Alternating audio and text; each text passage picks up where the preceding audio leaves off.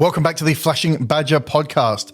You join us as we commence episode 3 of The Call of Cthulhu, the cracked and crooked manse adventure.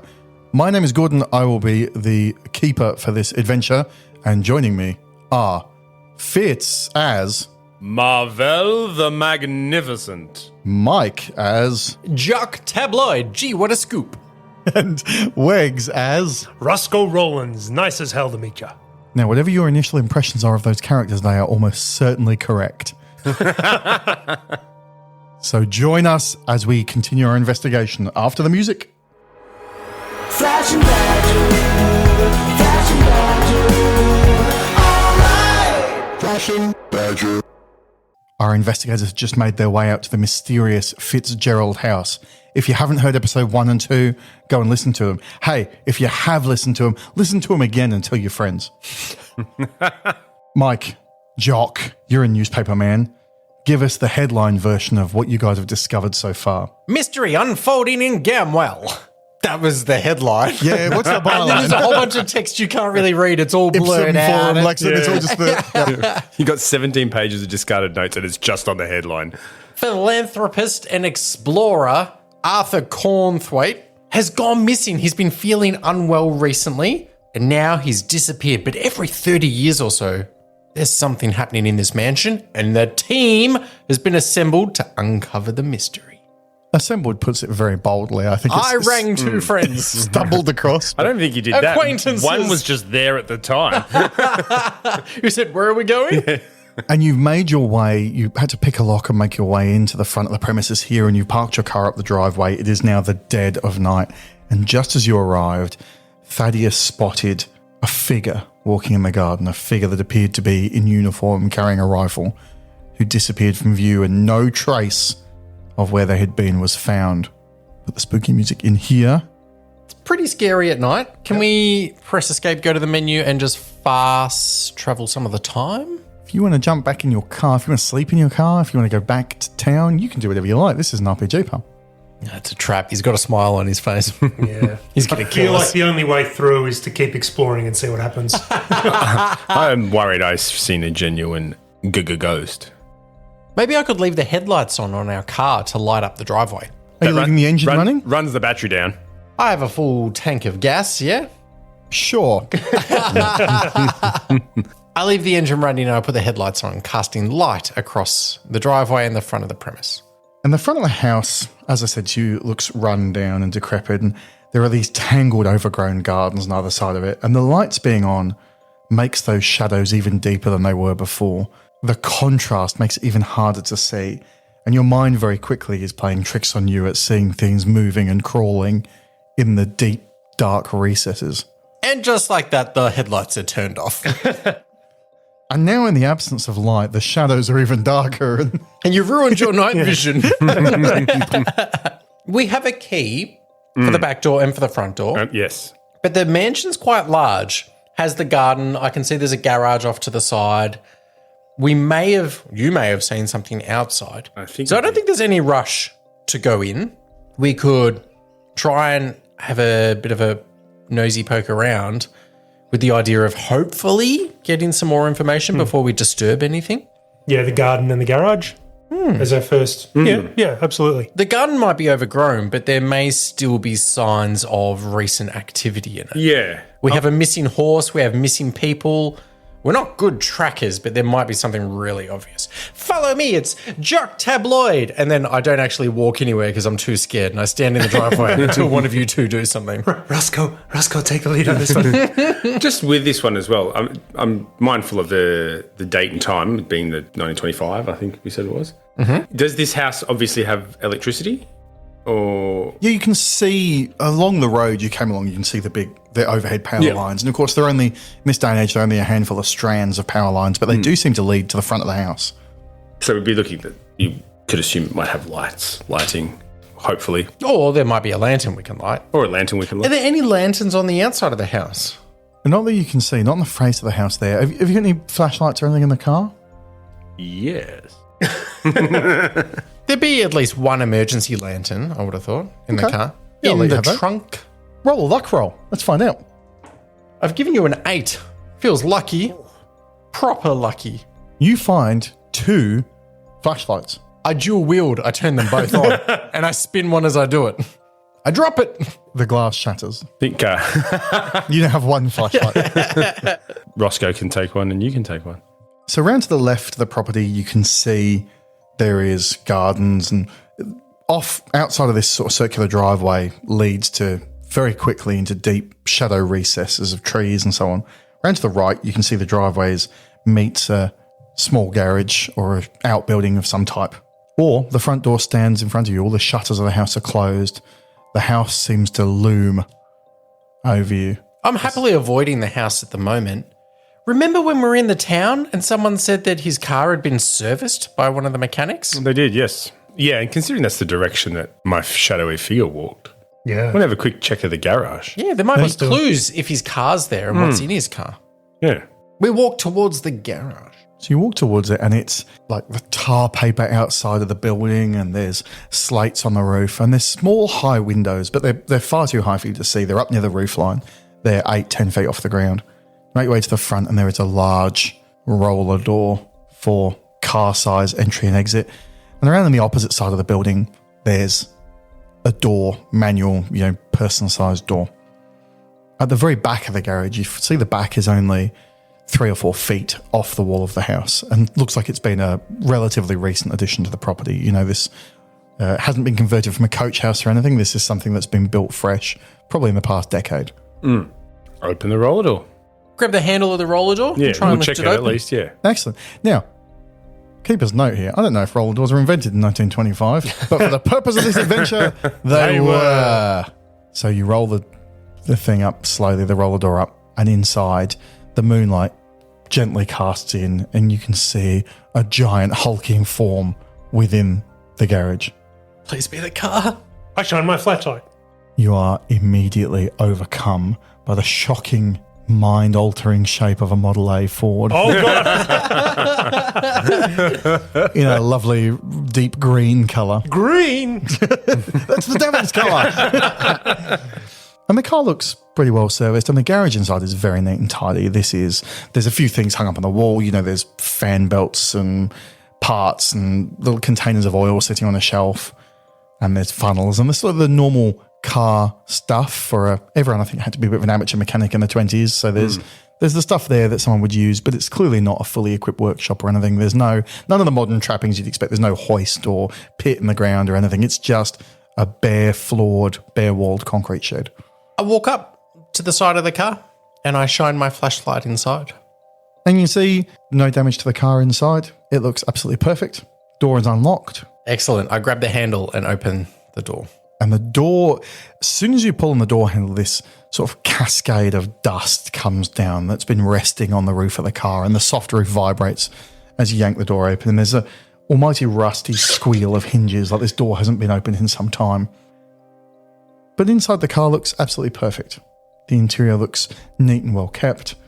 There's no particular rubbish in there. There's a scarf sat across the back bench seat. But apart from that, you can say nothing. Now I'm not a mechanic, I'm a magician. But do these original Model A's and stuff like that require a key? There's a key hanging in the ignition. Okay, that's what I was getting at. You know what? Might give it a quick. Does it turn over? When you turn, I don't know if it's a starter button or something, but let's assume that there's not anyone who's familiar with stuff. Tell us in the Discord while we're wrong and give us a 5-star review. That's the best way to get their attention. And why are you there? Why are you correcting our many mistakes? You use whatever the appropriate process is to start the car, and it sort of reluctantly turns to begin with, but then eventually sputters to life. Okay. And giving it a bit of choke and a bit of throttle, you can finally make the thing, and it roars to life. The engine quickly sort of cracking and sputtering into rhythm in this quite enclosed garage. And as the carbon monoxide fumes build, Oh, no. No, that's We're it. all Turn fucked. it off and just take note of that. That's all. and the fuel gauge there Working car. shows that it has 3/4 of a tank. I'm not mechanically minded. I've lost interest in the garage and I'm Yeah. walking back outside already. And I'm following Jock. Having a look around the garden. Yeah, we'll go for a walk around the house through the gardens. I want to have a look at the grass itself, and I appreciate the horse hasn't been seen in town and it didn't leave dewy marks in around the farm. I'm wondering if the horse has just crossed the fence into this property and that's why it hasn't been seen. Do I see any great big hoof marks in the grass? Roll me a spot hidden roll. Everyone can do this if you like. I failed. Fail. I pass regular. So the keen-eyed Thaddeus has a really good look around, and he can see that there's no indication, there's no horse manure, there's no bent grass, there's no hoof prints on the driveway, and there's certainly no sign of the horse itself here. But all around that right-hand side of the house, there's nothing to indicate that livestock's been here. You do, however, spot sort of lurking back in the tree line a shed, a further outbuilding that's quite a way outside the driveway. But shining your torches towards it, it's dimly illuminated from where you are. I shine my torch onto the shed itself and I nod towards you two. I'm still I'm in my own head at the moment and I'm getting scared. So I don't want to talk, but I sort of nod towards the little shed and look at you. I think we'll pick up on what we need to do. I pretend to do up my shoes so that you both walk past me and then I join on the tail. I kneel down next to you and I go, remember the rabbit goes around the hole and then under the... So Thaddeus is now leading the way towards the shed. So Thaddeus, as you get closer... This is a good opportunity for me I like to be flair to the dramatic, and I know that these two are watching me and not letting anything get by me once or twice. I have my big cloak draped around me and my hat on, and I use this as a good time to practice my art of not being seen. Mm-hmm. So I'm in and out of these shadows. Give me a stealth roll. Absolutely. We've been attacked at sheds before, can you tell? I fail it. 38 over 30. So you find that the whooshing and flapping of your cape is making more noise than your two companions walking quite normally on the gravel path behind you. But also I like it that I'm still not aware of this, and I think I'm doing a really good job. Yes. And these two are just staring at me going, what is he doing? Ignorance and I'm is your superpower. Tap, tap, tap, tap, tap, off to the next shadow, and whoa, and to the next one, and just, yeah. You get close to the shed and you can see this is almost the antithesis of the garage. It's an old building. It looks as old as the house. It's small and it's wooden. It was obviously painted green at one point, but almost all that paint has peeled off, and the door is actually sitting ajar a few inches. It gives off a sinister, almost evil vibe. There is something in you that's calling to you that this is not a place you want to be. It's got the real, cabin in the woods horror movie vibe to it. It's got spiders as well, for sure. 100%, and I'm not going anywhere near it. You can't quite place why it's making you so uneasy, but you can get closer and you can see it's only small. It's only probably 8 or 10 feet deep and 6 or 7 feet wide. My torch is turned off, but I turn it so it's the base of it and I reach out and slowly push on the door to try and keep opening it. Contrary to your expectations, the door swings open with little more than a sort of scuff and drag mark on the ground, but the hinges make virtually no noise. And inside it is very dark. You basically can't see anything in there without torchlight. My way of coping with fear and stress and anxiety is to just sort of take a deep breath, grit my teeth and dive into it.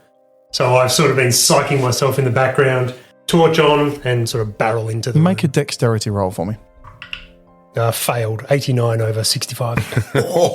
Yeah, not great. As soon as you make your way inside the shed, you feel something heavy come to rest on your right shoulder. And it sends an absolute jolt up your spine as you feel what feels like a hand come to rest. It's the horse. Roll me a sanity check. Hello, Roscoe.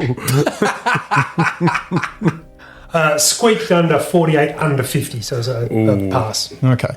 You swing at this thing that has grabbed you, as is your instinct. And Clock Jock right in the face. That'd be the other reporter.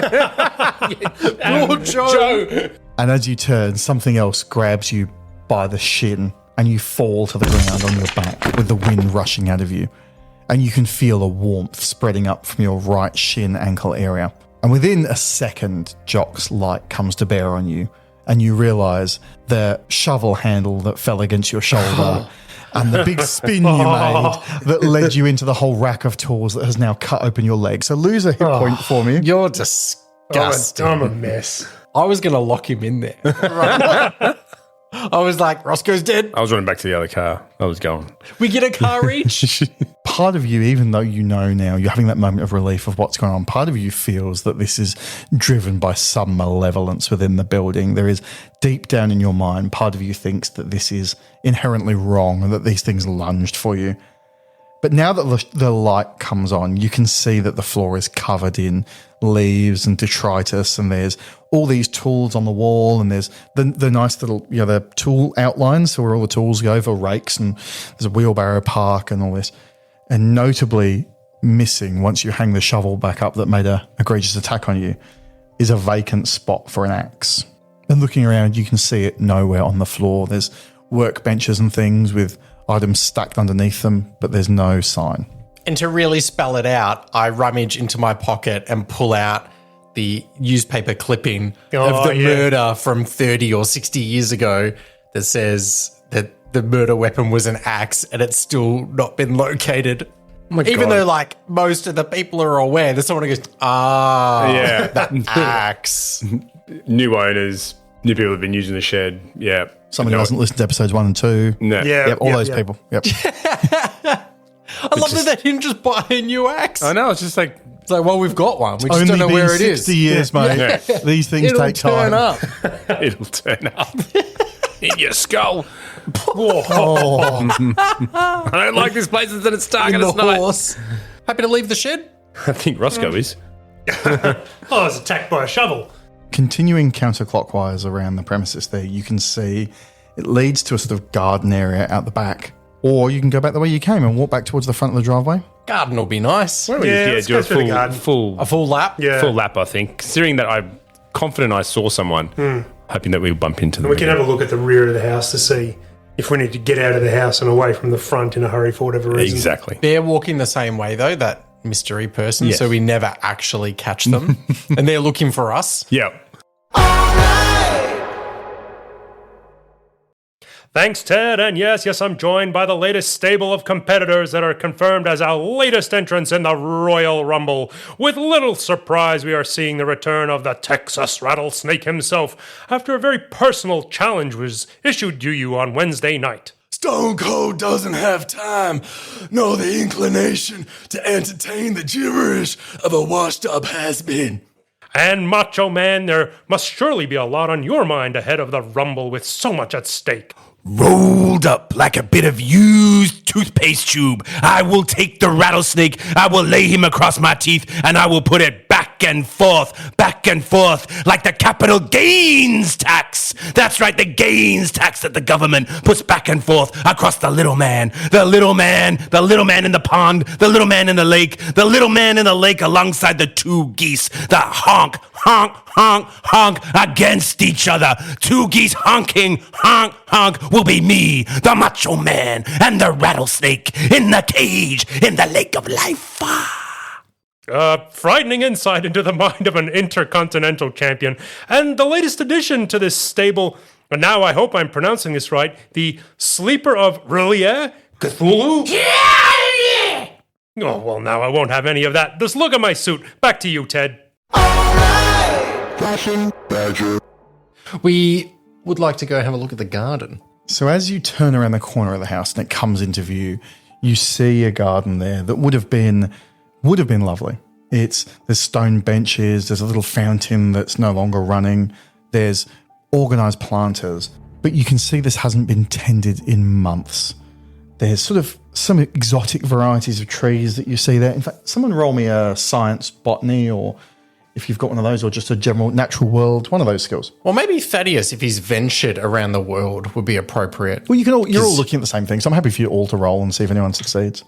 I've passed with a 17 under 18 for natural world. Oh, very lucky. Rolling hot for things that may not be relevant. Yeah. I have failed spectacularly. Fail. Jock, as part of your research and part of you trying to develop yourself as this cub reporter, I know you've been sent out to cover the garden show before in town. Yes, of While you course. were there. That's when they'd let me out. Yeah, so while you were there, you took in everything you could. And recognizing these trees here, you can see that there's willows and there's cherry plums.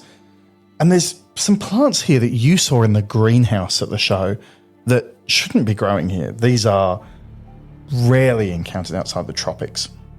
There's nothing here that makes you, there's no poison dart tree or anything. There's nothing here that you think is dangerous, but it's certainly unusual. And it's something that has to have been deliberately cultivated here. But you're still standing on the outside of this sort of garden area that's reasonably sizable. And like I say, it looks quite overgrown and things, but there's an access point there with a, architrave, what could easily be a way into the garden itself if you want to go inside and look. I take a photo. I don't know how great it's going to look when it's dark, but my little globe goes again. Do you have to replace this globe every time you Every take a photo? time. I've got a bandolier of globes. Presses the button and it pops off and he has to screw the new one in. Oh, cool. Yeah, so that you hear them smashing or you're leaving a trail of smashed ones on the Ooh, ground. it's a fancy camera. Or it's the only office camera. He's taken it. No. So they've got back. They're Back looking for into the it. car and the camera. Yeah, back into. They were putting a burglary to the police now. The sheriff is like, And a I've missing seen that person. camera and I've seen that car. But no one's looking for Jock. No, Oh. Jock. He works in a bigger town than this, and they're like, doesn't matter. He's not contributing anything. Don't No. worry about him. Take on the next intern. So, would you like to go into the actual garden proper? Yes. I've seen something that's taken my interest. We've got flashlights, but there's three of us. We'll go in together. It's a little strange. These plants I've seen before at the garden show, but these are tropical plants. Right. You'd have to really want to grow these. These aren't natural. It's not something you're going to get locally here. Yeah, right. And it's dark. It is the high, untended, overgrown trees make it very, very dark in here. So with only your two torches, you're kind of moving slowly as you make your way through. And you walk around and you can see that, to your eye, what's overgrown here is unnatural. Everyone make me a Cthulhu mythos roll. I failed. Failed. I failed. So this strikes you as odd, the growth in this garden, and it seems to you that it's more out of control than it should be for a relatively short period of being untended, being a few months. But you can't put your finger on why it's wrong. But there is like this dank, almost humidity to the area. There is dripping fluid off plants. There's a sense of wrongness here. The sense of wrongness here, and you've described it, why the plants are so out of place. But in reality, there's nothing else here for us. I think we just continue on our way. Well, unless we want to have a quick look around and see if there's anything sort of in the garden. Like we've had a look at the garden as a whole. Is there anything like at the vines? Have the vines sort of eaten anything up? There's one flower bed that particularly looks overgrown. You can go a bit closer and have a look at that with your torch if you like. Nah, it's a bit scary. I feel like you're constantly setting traps. Torch shaking in hand. This is starting to get under my skin a bit, but yeah, I'll make my way over there. Roll me a dexterity roll. Regular success, 42 under 65. So you almost lose your footing and slip in this giant mud patch that didn't seem to be there when you were making your way. It sort of wasn't until you stepped on it that it really appeared obviously a problem. But yeah, you get closer and sure enough, this is a particularly overgrown section of vines and they seem to be sprawling and moving in front of your eyes as the flashlight plays across them and the shadows move. There's almost an illusion of motion, but you can't pick anything specific out of them. In you go. Be right behind you, son. No, I think I'm happy having seen it. Are you walking out the same way you came in? No. No, I think we keep going around. We're just following the pathway Yeah. as best as I understand it that just takes us Okay. back round into that outer ring pathway. So Thaddeus, you spot this like fungi encrusted hollow log that's over the exit path now. And it's quite damp and you can see the mud sinks down under it. You're going to have to jump over it. You have to vault it to get out. Excellent. So roll me a jump roll. It goes for all of you. 78, I've failed. I've squeaked under 28 under 30. 28 over 20, I've missed it. So Roscoe, you vault almost effortlessly, one hand on the log and clear this mud patch. Thaddeus, you slip on top of the log. Your hand slips off and you face plant into the mud on the far side and are just absolutely, not only does your top hat roll off and the rabbit goes skittering away, but you are coated. The whole front half of you is coated in mud. Right. And Jock, you do the opposite, but you don't even get a grip on it. You slide and end up going feet first underneath the log like it's a low water slide. And most of you is covered. You two are utterly mud encrusted now. Right. We're going to scare you when you come around a corner at some point. Get up, Mud monsters! We get up going, Yes. And we continue counterclockwise from the garden, covered in mud for two of us. So you make your way back round and you get back to that point where There's a small little horseshoe-shaped break in the hedges with a little stone bench in the middle of it, which again is pretty overgrown now. And you pass the spot where Thadeus saw the figure before. And again, there is no sign of its passing. You certainly haven't encountered anyone coming that way around the house, and you can see no motion or movement that suggests anything to be concerned about. I'm excited to inspect the stone bench. Yeah, we can have a look. It's a basic stone bench. It's got two small uprights that are concreted into the ground, and they're crossways. It's not big enough to be I know we're playing Call of Cthulhu, so I'll get this out of the way. It's not big enough to be an altar. Oh! It's not, I wrote altar in my literally wrote it down. That's why I was like, bench. yeah, you see, I know you guys. It is not an altar or anything. It is literally a Home Depot stone, one stone slab that's got bolts going through it into the little concrete uprights that's been cemented down. It'd be just about big enough for two of you to sit shoulder to shoulder, but we're not much bigger than that. And only about a foot deep. They got us with the razzle dazzle there. Yeah. It's a timber. I could see you were running in that direction. But that's it. And that brings you back towards the front of the house. Now, as you've gone around looking at the exterior of the house, you can see all the shutters are closed. There is no light from inside. The windows are mostly intact. There's some spiderwebs and the usual sort of wear and tear on the outside there. Oh God. To you, having done all angles of the house now, it looks to you like the whole house has got a slight tilt to it. It looks to you like the whole house is slightly crooked. There is some inherent wrongness to this place where the dimensions don't quite add up the way they should. But getting back to the front, there's the 2 stories of the house, and there's just a couple of steps up to the front door, like 3 or 4 concrete steps. And the door is solid dark wood, looks like oak. It's got a big brass door knocker on the front. And the back door, as you walk past, looked kind of the same, except it's a much smaller, less ostentatious door. We should probably kick our shoes off or we're going to track mud all the way through. I was going to suggest going home and having a bath. Thankfully, Roscoe has the keys, or we would have lost them in the mud under the log. Actually, I think you'll find that Jock has the keys now. Yay! And one thing I did neglect to mention when you went past the rear of the house is that there is some doors that go down, like a hatch door down into the cellar. I don't like cellars, especially at night. I feel like maybe we want to just clear the cellar to make sure You nothing... want to do it now? Oh, Just to make sure nothing comes out of it while we're inspecting Speaking the of house. altars. Can I look at your traits? Is one occultist? Yes. Yeah. So, do you want to go Well, I inside figured- or into the cellar? Well, I think- figure the cellar is like self-contained. So once we've cleared the cellar, we don't need to like worry about what's coming out of the cellar. I could not agree less. To the cellar. Let's just give it a We're quick... going to die in the cellar without ever knowing what was in the house. I know, I was just about to give say, it- let's The go. horse was in the house. I think we go to the house. All right, look. Well, Two if against we- one. I think. I'll make my pitch, which is we're looking for a man. He's more likely to be in the house than he is in the cellar. The sheriff searched the house. Sheriff's pretty lazy. He may not have done the cellar. We could split up. No. Oh.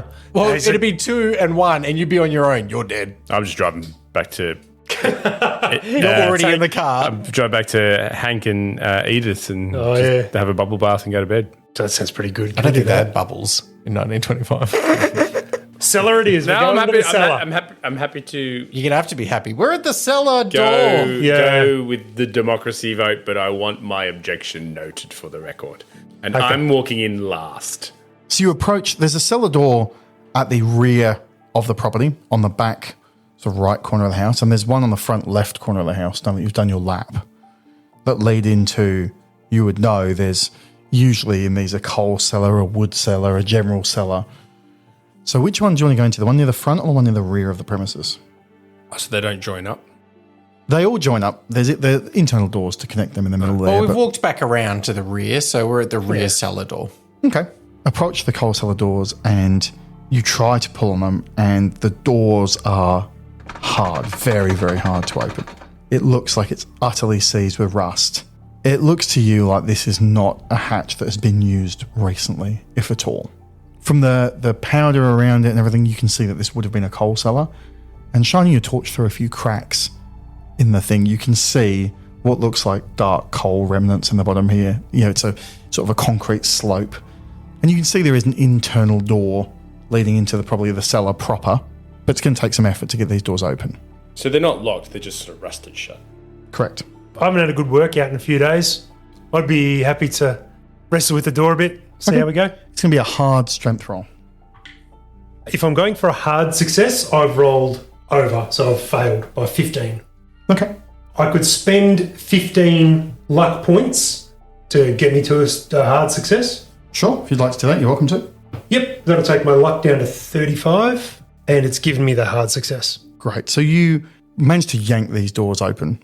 Inside, you can see that there is coal, up to above knee height of coal here.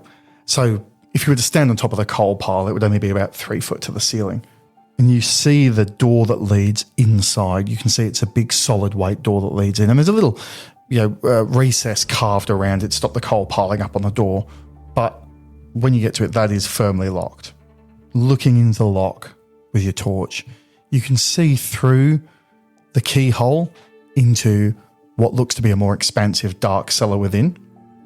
But the lock is absolutely solidly seized with rust. There's no give in it whatsoever. This would be another door that needs to be broken down. We can either keep trying to break it down or we could try an approach from the other Go around. side. Yeah. Go around. Go around. Just while we're in the coal cellar, is there anything buried in the coal? Like, is the coal hiding something? It's hard. It would be hard work digging through this. So if you want to dig through the coal, I'd need you to give me probably an hour's worth and do some rolls, because this is, it's heavy. It's like moving sand or moving rocks. Without a shovel or anything, it's going to take you a long time. Maybe if something tells us Yeah. that we should be digging through the coal, we can come back to it. Yeah, if we We get certainly any, split up. If one of you wants to stay and work through the coal, I think we're probably better off staying together. I don't think at the moment. I don't really see the Don't you value. try and split us up. I really see the value in it at the moment. Yeah, if we get upstairs and we find a note that says "Help, help! I'm buried in the coal." absolutely, Sure, we'll come back. But there's no way to know what that means. Crawling back out, and with the idea of moving around to the front of the property to the alternate cellar entrance. Did all three of you go into the coal cellar? I was half in, watching them do their thing. So you are covered in coal dust up to your knees, and the rest of you are up to like your waists. And both Jock and Thaddeus are completely covered in mud. Like this is, you are still. I'm starting to get a bit. My self-preening and stage presence is getting quite disturbed by how dirty I am. And your cape is now the bottom foot of your cape Yes. is encrusted, so it's like pulling you backwards. Your shoes are ruined. Yes. And you're squelching with every step. Yes, I'm. The $200 though will fix all of that. Oh, so I'm getting all of it, am I? Oh, I forgot there was only 200 for all of Thanks. us. I appreciate that. Barely covered my clothes expense. That's almost a $10 outfit. Okay, so you're making your way around back to the front door. Yep. the Front cellar yeah, entrance. front cellar entrance. So the front cellar, you can see it looks like there's a great mound of like wood and sawdust in the house here, inside there rather. And you see vines and creepers are growing. You open the hatch, which opens easily. But looking at these plants, as you saw before, to your eye, Jock, they're South American. They shouldn't be growing in this climate, but they're utterly thriving. They're overtaking this. In a few weeks, this hatch wouldn't even have been openable. They're encased the lock so much. But again, the door that leads into that general cellar is utterly sealed. It's locked. Having a look at the lock, you can't see that it can be opened at all. And looking through the hole, you see nothing through the peephole. You can't even get a good view through it. It's like the lock is gummed up with something. We can either sit here just slogging away at this, or we can just start looking inside. Yeah, I think Yeah. I'm for that. Jock's frustrated. Gee, they're making us work for it. And I walk up the couple of steps to get to the front door, and I motion to unlock the front door because I don't have the keys. Who does? I think you'll find Alakazam. Oh, the keys are in my pocket. Check your front pocket. I have two keys. One's the front, one's the back, but they're not labelled.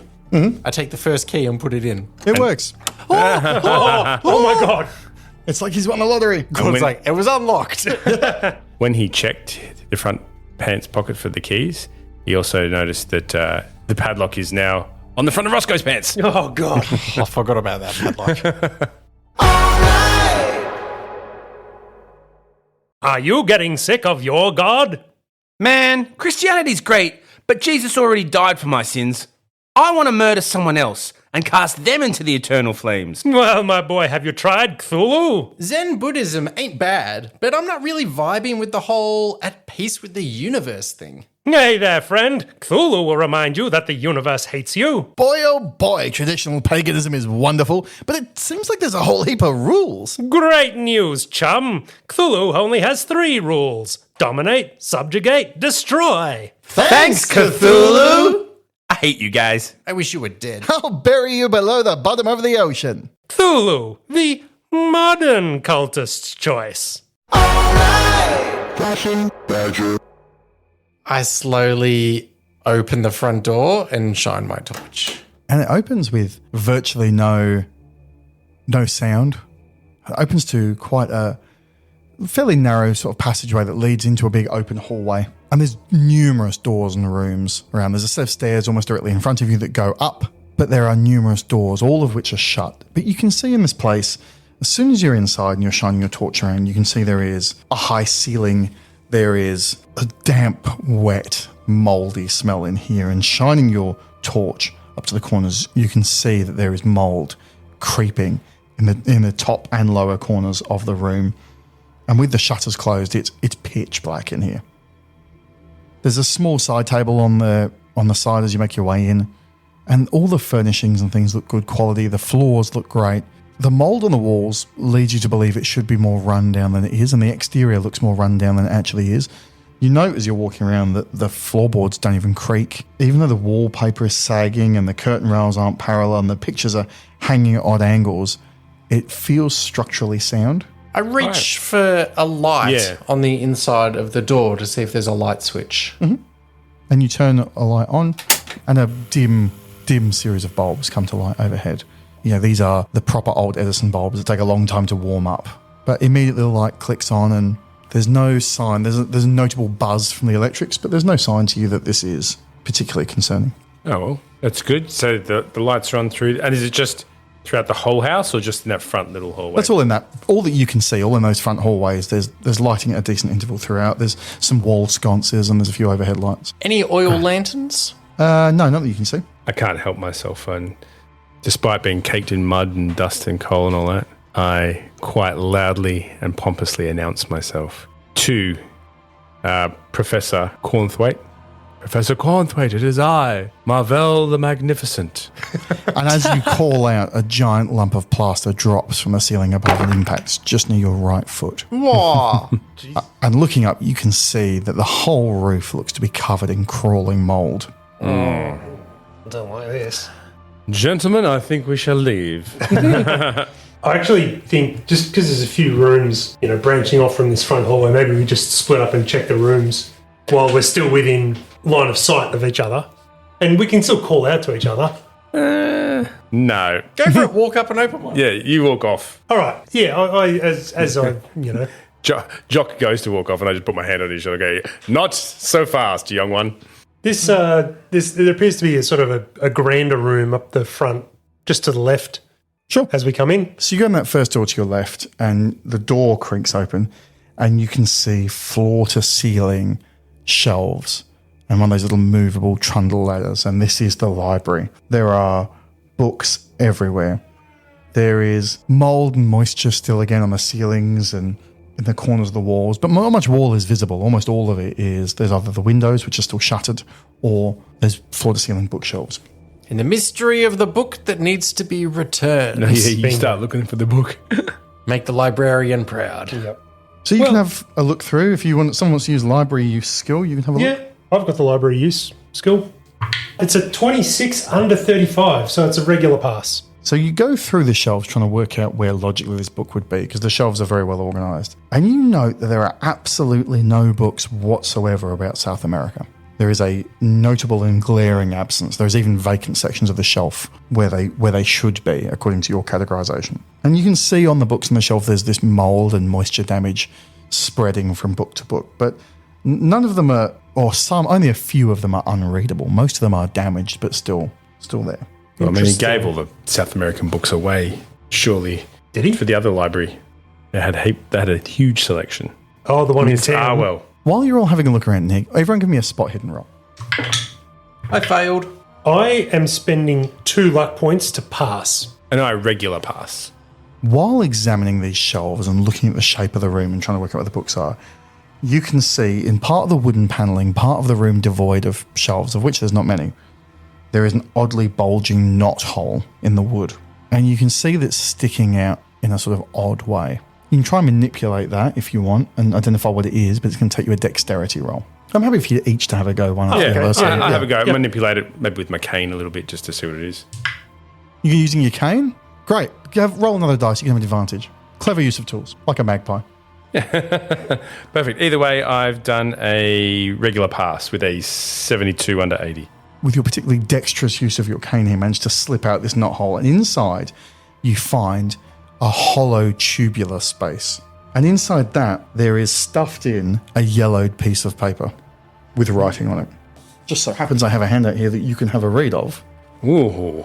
I would like it noted that I do this all making it look like I knew exactly what I was doing. Yes. And there's a bit of flair, and I don't just take the paper out. I actually hit it out with my cane and flick it out and catch it in my other hand. And now, gentlemen, I shall read out what it says. I seen them. I know they're watching me. Can't trust anyone. They're all in on it. The shadows move at night. I hear them whispering. They know. They see everything. The walls have ears. I can't sleep. They're in walls. Must hide. They found me out. Can't escape. Poisoned the water. My own blood isn't safe. No one believes me. They want to silence me. I have to burn it all. Destroy the evidence. Trust no one. The end is near. The end is... And then it's scribbled out. But I do note that it's signed with the initials AC.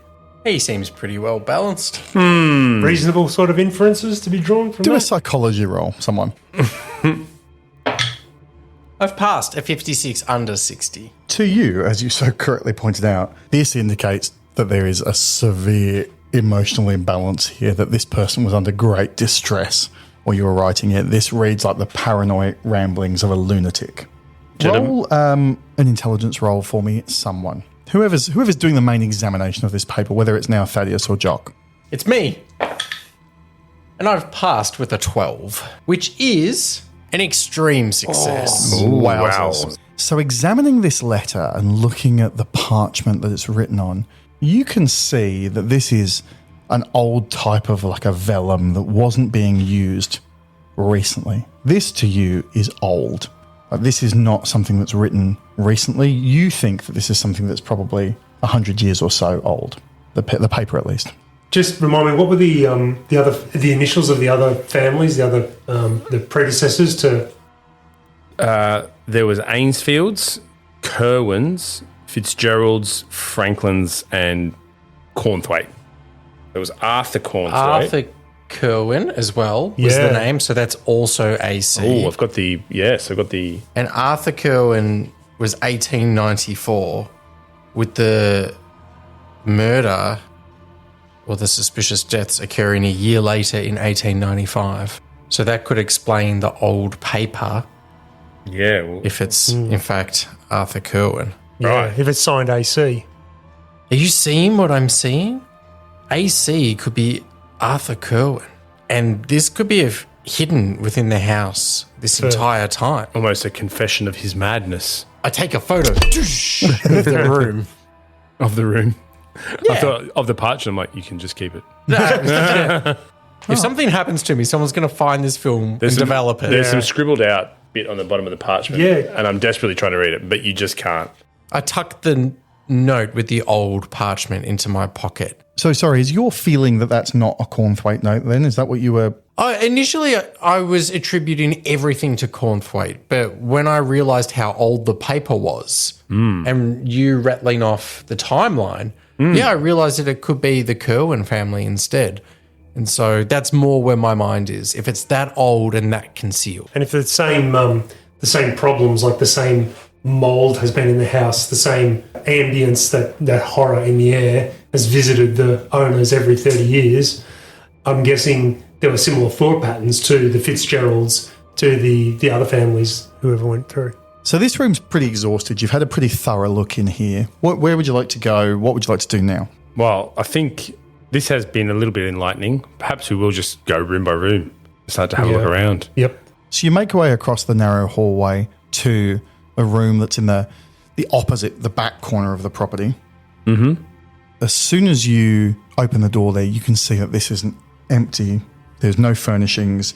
It has a lovely polished wooden floor with some speckles of damage in the lacquer or the varnish on the floor there. And you can see water damage visible around the corners of the room, but there's absolutely nothing here.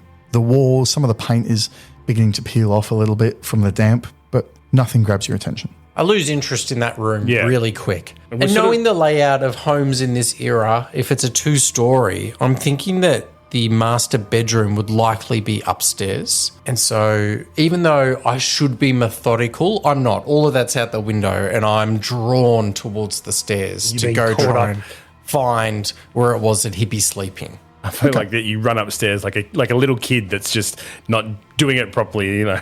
And you do that, no, stop. Okay. And then waiting to hear if I get mauled. Yeah. Yeah, no, I'm following a couple of paces behind. Great. So you make your way back out into the hallway, and sure enough, that main flight of stairs directly in front of the front door, you clamber your way up there. And the second floor is quite a landing that's open there, looking down onto the ground, onto the atrium. And there's a handful of doors sort of around the outskirts. The atrium butts up against the windows to the front of the house. The back of the house, you're clearly, there's doors to other rooms. And on the left and right-hand sides of the stairs there. But there's no real indicator for you which way is which. There's no like double doors that I might think lead to a big bedroom, or suddenly there's a bathroom off to one side that's obvious. Now, certainly what looks like the biggest room to you is directly at the top of those stairs, and it seems to take up a good, probably half of the entire floor I'll against start there one then. wall. So you get to that door that's in front, and putting your hand on the door handle, it slowly creeps open. And this room is an utter contrast to the last one you looked in. This is lavishly and expensively furnished. There is a giant bed with, like poster bed, 4-post bed. There's a big fireplace against the exterior wall there. The first thing that catches your eye, there's a rug, and there's a set of fluffy blue men's slippers directly outside the fireplace, along with a big armchair just a few paces back. There's a small side table. There's a chest of drawers. There's the standard furnishings you expect to see, but they are all expensive. They're well made, and they're in reasonably good condition. And I flick the light on. It slowly warms and crackles to life. And with the light on now, you can see that around the edges of the fireplace, where the stone meets the wall, you can see that creeping bloom of moisture and mould.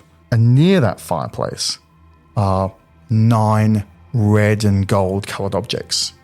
And as you focus down on them, you can make them out to be shotgun cartridges that have been disassembled. On a little tray, there is a little pile of the shot, and there's a little pile of the gunpowder. The top of the shotgun shell is peeled open like a sort of flower in bloom that's been emptied. So these are now virtually inert. But it's clear to you that this has been done manually and by someone with some degree of skill in the area.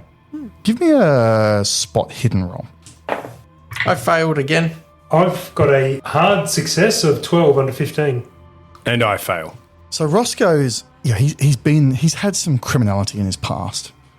He has a look along the windows, looking for signs of foul play. You're looking to see if this has been broken into or if there's been a sign of a struggle in here. And you can find along the windows and along the doorways, even the doorway you came in, is this fine line of translucent white crystals. I peer closer and, being the reckless young man I am, I just sort of dab some on my finger and get it, really good. Roll me an intelligence roll. Oh, another hard success with 17 under 22.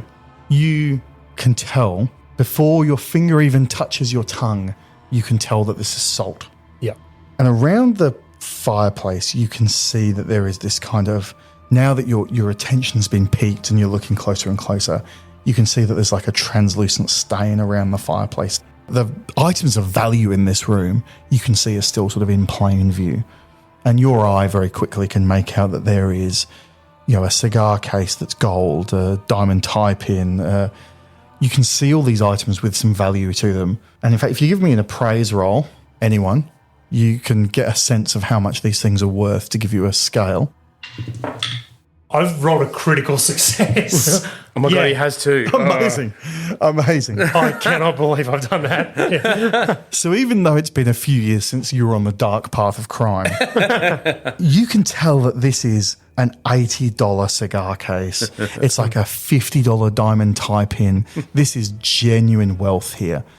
This is as much money as you would see in 9-12 months. And none of it's been touched. So to your mind, as a former criminal, this spells to you, no one's been in here no one would have been through without pocketing those. It's easy money. In fact, part of you is even surprised if the sheriff's been in here that he hasn't lifted them. Going to say, it makes me wonder if the sheriff has even been through, because it's reckless for like a sheriff to leave something like that in a effectively unsecured house in the middle of nowhere. But we think this house is being swallowed by the elements. But this room is being protected. And it's like that salt is a barrier that's preventing the moisture and everything from enveloping it as well. Is that how you guys read this? Yeah, a little bit. Salt being used not only to like cure food and keep it dry, but as a bit of a magical moisture. Yeah. And he's starting to lose the battle, which is why he's ordering more and more salt. Or if it's to try and reclaim other parts of the house, that would explain the salt order. Yeah. Especially if it's creeping in around the fireplace and things. Yeah. I'm sort of focusing as well on the what do we need the gunpowder and shot for? Yeah, I'm thinking, why have they been disassembled? Unless the only reason you really want that, I'm thinking, is for the gunpowder. Yeah. Not the shot per se. Is he going to maybe try and detonate something? I don't know. Well, there's this intention to destroy everything. Remember that his note or something was talking about the need to destroy what was occurring. So maybe it was the rolled up note that we found in the library. Was that? Are we sure that was? I have to burn it all. I have to destroy the evidence. But that's. I'm assuming that was a generation before. Yeah, if we're assuming but if this comes up every 30 years and you're starting to pick up the clues of those before you, then do you pick up the work where they left off? Yeah. And he's been on this adventure. The book talks about the jungle swallowing the tribe. So he brought that curse with him, and the jungle swallowing the house. Yeah. And he's got to a point of, I've lost this battle. I need to destroy the house. Yeah. That would. And there was the comment of how much this house is worth and don't let it be destroyed. Maybe people don't realize that the need is just to destroy the house. Yeah. The taking of the staff or the crew away thing, was that explained in that I was going to leave them there to do the dig, or was he getting rid of people that were perhaps... Maybe he went there and they were a sacrifice to try and put an end to what was occurring at the house. Yeah. Or maybe he's realised they were infected. They've become part of whatever is wrong with this house, and he needed to get them. That's why he booked one ticket back, because the plan was to never bring them back. The mystery doth deepen. But he was obviously close to working it out, and now he's gone missing. Yeah. And it's not to say that he's dead. He might still be doing his plan. He might be about to detonate the house now while we're in it. Excellent. He's like, what are these shadowy figures? Yeah. They're just ghosts. They'll be fine. Has this ever happened to you? What's wrong, doll? Darling, I feel so tired. I'm not surprised. What, with you out all night on your gams, dancing the Charleston and drinking up the giggle water? I just wish I could feel better. But wait, there is a solution. Did you know that all living beings are comprised of essential salts? What? Quiet, dollface. Men are talking science. That's right, essential salts comprising all the elements and aspects of a person. Snorting just one pinch of Charles Dexter Ward's patented essential salts could bring you the energy of Alexander, the thinking of Napoleon, the romance of Casanova. You want me to snort a powdered person? You can't argue with medicine, Toots. Wow, I could go out all night and cut a rug now. Let's go, bird. Charles Dexter Ward's essential salts, guaranteed to contain 100% essential genuine person. Note, salts of named historical figures are not guaranteed and for reference only. Flashing badger. So I'll interrupt for a sec and say, given your detailed search that you're doing now, I mean, these things are coming together, especially for you with your critical success. Now you notice under the front of the rug in front of the hearth, you see a little bulge, and lifting it away, you find that there is a salt shaker that's under the rug. You can see another salt shaker that's rolled under the bed that's empty as well. You can see this, all of these entry points of the room. You can make out now there's 3 doors into the room, there's 2 windows, all of those are covered with salt crystals. But the fireplace isn't. And there is this, your mind puts together immediately that this is an entry point. Yeah. With, like I say, this is the rewards of your critical success. Yeah. Here. And you can see this sort of translucenty kind of marks around the fireplace. And you can't see anything in the hearth itself. This chimney will run the whole height of the house. It will go down and it will go up as well. Into the cellar? Will it go that far down? I don't think so. Someone will correct me. I think the stone of it will, but I think The actual... Someone in the comments will tell me how, I don't know how chimneys work, but I think it's one shared chimney that goes the whole height of the house. Yeah. But in terms of usage, it's a clear path from outside, certainly to the second story and into the first story. Yeah, definitely first story, second story, and I think it's probably adjoining the attic, but not actually encroaching into the attic, if that makes sense. I don't think it would go all the way to the cellar because you wouldn't be burning anything down there. No, not true. All right, so it's been... He's neglected to protect. He may not be neglecting. It may be he's put the barriers in. He's run out of salt, which is he's been lifting salt shakers from the local cafe, and he's run out. And maybe he's putting gunpowder And down that would be now. complimentary. And now he's putting gunpowder down around the chimney as something while he waits for his salt to arrive. salt Or deposit. that's just a detonator as a last line of defense. You can't see any of that. All the gunpowder that you can see is in that little bowl on a tray, along with the shot in one bowl, the gunpowder in the other. You can't see anything on the actual hearth itself. Like I say, you've only looked in the thing. You haven't looked up or down the chimney, but that's all you can see from where you are. Can I bring the gunpowder with me? Is there a little pouch I can pop it in? And Sure. I'll do that. Okay. And we're doing a quick little scope around these bedside drawers and stuff like that. Yeah, you can have a look through all that, and you find the sort of the usual trappings that you would, and there's an address book and things with nothing significant. Like I say, the critical intel roll is pretty much giving you everything that's in this room. Yeah. And, the bed appears that it's been used, but not recently. It's back and forth. There's a bit of a dust covering on the blankets. As far as you can see, this is a room that has been left as was for weeks now. Is there a shotgun under the bed or above the bed? There is not. Shame. Not that I'd know how to use it anyway. You could make rock salt shotgun shells, I suppose, with what you got there, but I don't think so. No. You've also got like gunpowder and shot. So if you got the effort to make a rock salt cartridge, just make the shotgun cartridge. But unless something is deathly allergic or preventable to do with salt. The squid slug. Oh, well, I think there's a few other rooms on this top floor. Yeah. Is it worth... As into the attic. Oh, to the attic, yeah. Well, I was going to say, do I need to just look up the chimney, down the chimney? I'm not sticking my head in the chimney. Well, that's what it involves. I'm feeling brave. We'll have a quick glance. Goodbye, Roscoe. You're sticking your head in the chimney, is that what you're doing? Just to have a quick look. I'm not going up there. I'm not going up the chimney. What am I rolling against? You're not rolling anything at the moment, but as soon as you put your head into the chimney, it gets chopped off. Santa comes down, and no. You look down and you can see nothing but the inky blackness below. And you look up and you can see that there is only a tiny, like a quarter-sized view of the sky above. Most of it's black, like the chimney is completely blocked. And then the section that you can see changes shape as something rapidly drops towards your head and grabs at you. Roll a dexterity roll. Roll a dodge roll for me. I'm going to spend 15 luck points to make it a pass. It's not the Model T Ford this time. It is not.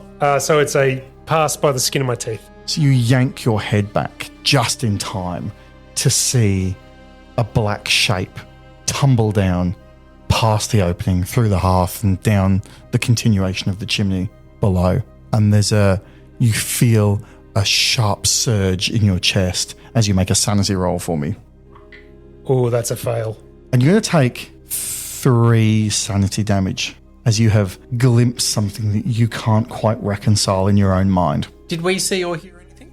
No, he's blocking. His body's virtually between you and the chimney, and you weren't paying direct. Sort of just done the casual glance up and immediately recoiled and stumbled back across the All room. we've seen is the aftermath of him throwing himself back going, right there, Roscoe?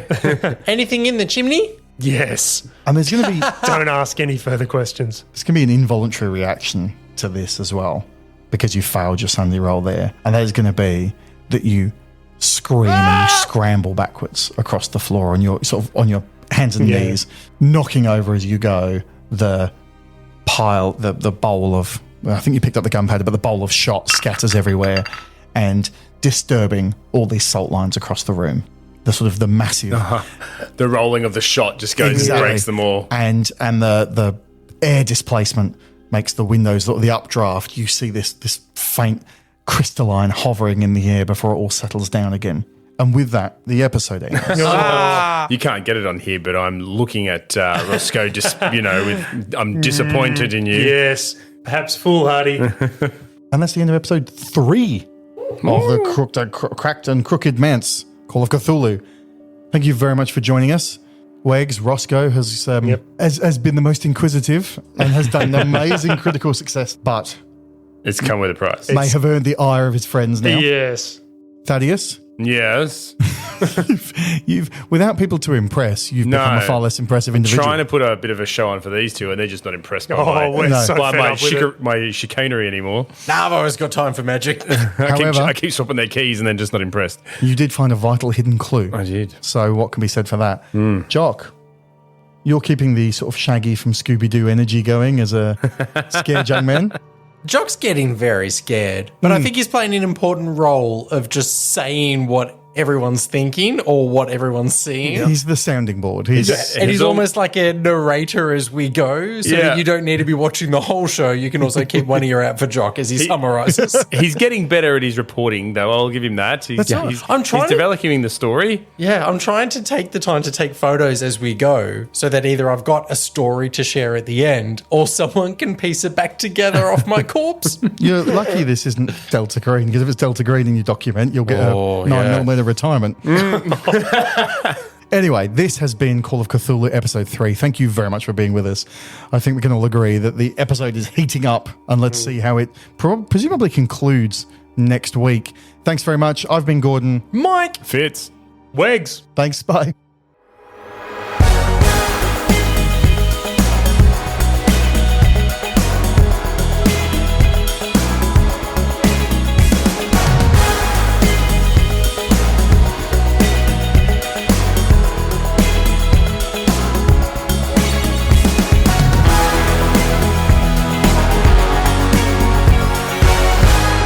Flashing Badger.